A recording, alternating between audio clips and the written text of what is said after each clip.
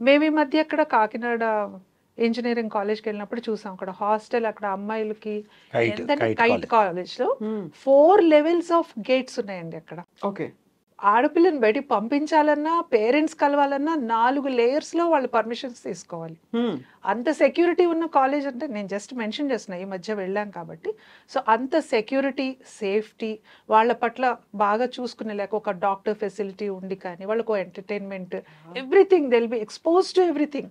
మళ్ళా ఒక చదివే కాదు, అన్ని రకాల యాక్టివిటీస్లో ఎంగ్రాస్ అయ్యి పిల్లలు ఎక్కడ తల్లిదండ్రుల్ని మిస్ కాకుండా ఉండే విధంగా చూసుకునే అట్మాస్ఫియర్ ఉన్న కాలేజ్ని చూసుకోవాలి. బస్సులోనే దింపుతారు కదా బస్సులో ఇంటికి వెళ్ళాలన్నా, సపోజ్ వెకేషన్ ఇచ్చారనుకోండి 10 days, ఇప్పుడు దూరం అనుకోండి కొంచెం, ఈ కాకినాడ నుంచి ఒక రాజమండ్రి లేకపోతే ఇంకొక ప్లేస్ విశాఖపట్నం అలా ఉన్న ప్లేస్ కూడా వీళ్ళు ఏకంగా ఒక బస్ ఏర్పాటు చేస్తారు.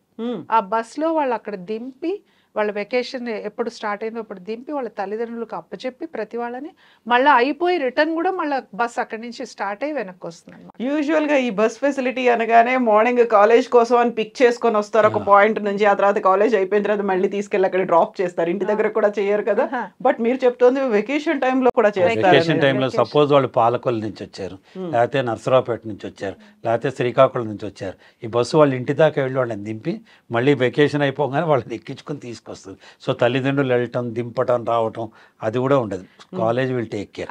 అది కూడా ఫోటో ఐడెంటిటీ తీసుకుని చేస్తారనమాట. పేరెంట్స్ ముఖ్యంగా చూసుకోవాల్సింది అది.